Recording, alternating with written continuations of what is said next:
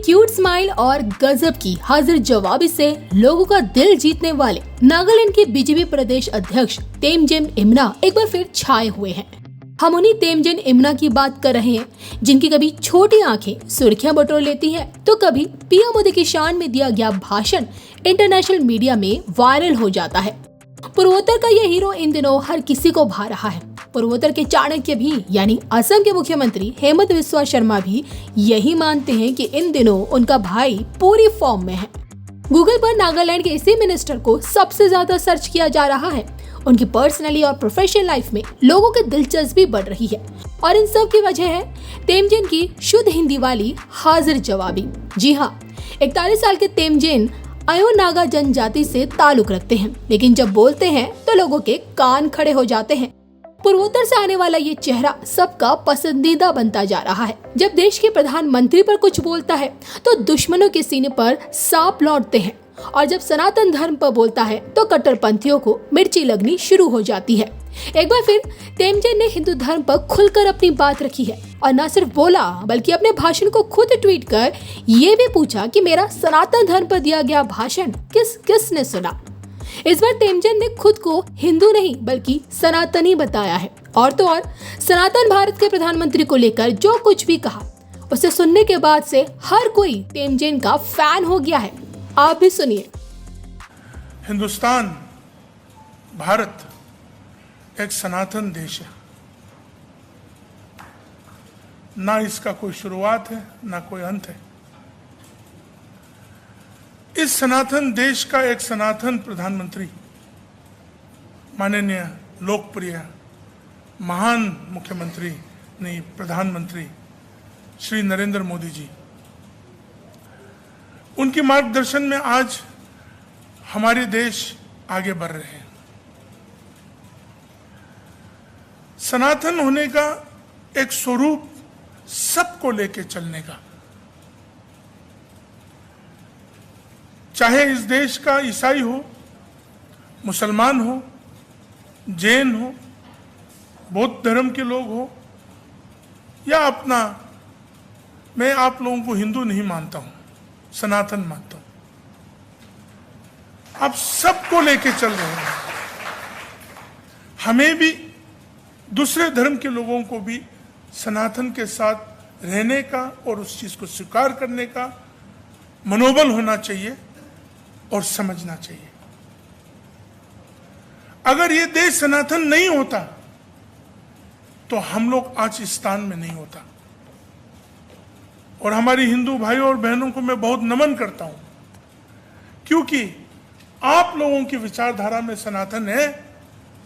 सब चीजों में, हर रूप में भगवान देखता है, इसलिए आप सबों को लेके चल रहा है।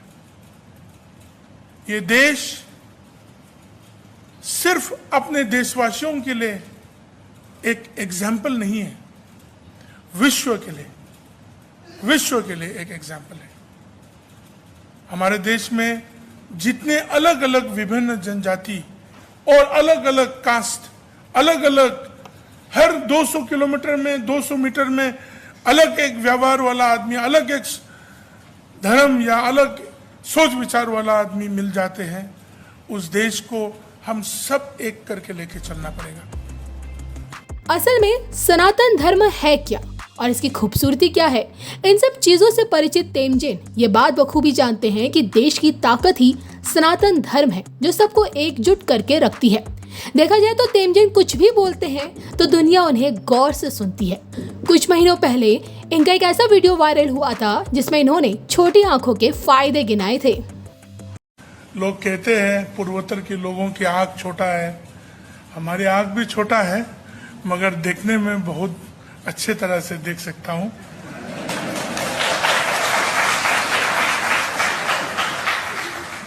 छोटे आंख होने से एक फायदा है, गंदगी कम घुसते हैं और बहुत कभी कभार मंच में बैठे हुए लंबा जब कार्यक्रम चलते हैं, हमने एक तरीका से सो भी जाते हैं तब।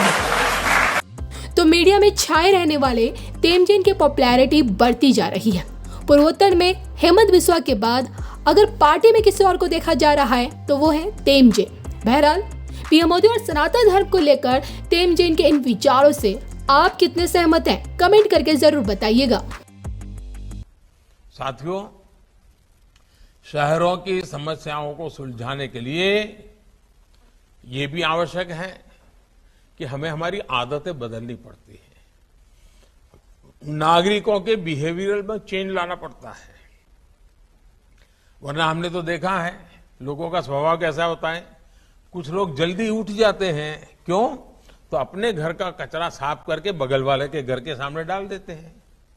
फिर बगल वाला जब कूड़ा कचरा साफ करता है तो वो उठा करके इस घर के सामने डाल देता है। अब ये आदत कौन बदलेगा जी? हमने नागरिकों के स्वभाव को बदलना होगा। बिजली बचाने की आदत डालनी पड़ेगी, पानी बचाने की आदत डालनी पड़ेगी, समय पर टैक्स भरने की आदत डालनी पड़ेगी, गंदगी न करने की आदत डालनी पड़ेगी, स्वच्छता और सुशोभन का आग्रह करने की आदत डालनी पड़ेगी। इसके लिए मेहनत करनी पड़ती है भाई। और आप वहां के काउंसिलर, वहां के मेयर ये काम बहुत आसानी से कर सकते हैं। और इसके लिए हमें भिन्न भिन्न प्रकार के कार्यक्रम करने चाहिए। निबंध स्पर्धा हो, रंगोली स्पर्धा हो, बच्चों की रैलियां हो, कविताओं का सम्मेलन हो, स्वच्छता पर कविताएं हो, ऐसे भांति भांति के जन जागरण के कार्यक्रम करने चाहिए। दीवारों पर अच्छी तरह से उसको लिखा। अब जैसे बगीचे होते हैं, मुझे बताइए बगीचों को संभालने का जवाब गांव के नागरिकों का है कि नहीं है? क्योंकि हमने तो तय किया नहीं, म्युनिसिपैलिटी के 2 आदमी होंगे, वो समझी नहीं। हमें जो लोग डेली बगीचे में आते हैं उनकी कमेटी बना देनी चाहिए।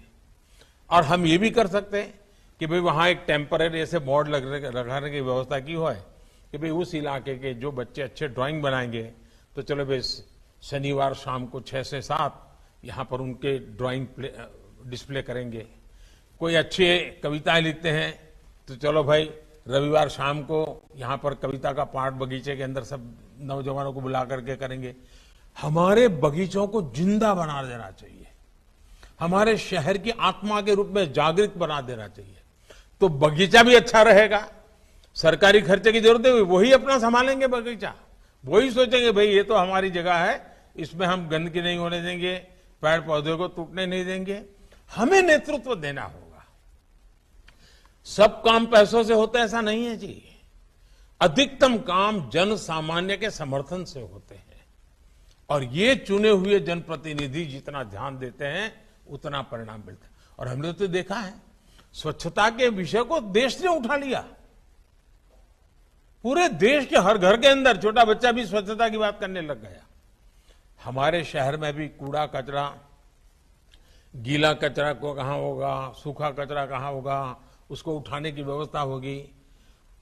हम जितनी ज्यादा लोगों की आदतें बदलने के लिए आग्रही बनेंगे, मुझे पूरा विश्वास है कि हमारी व्यवस्थाएं विकसित हो रही हैं, उनका ज्यादा से ज्यादा लाभ हमारे नागरिकों को मिलता रहता है।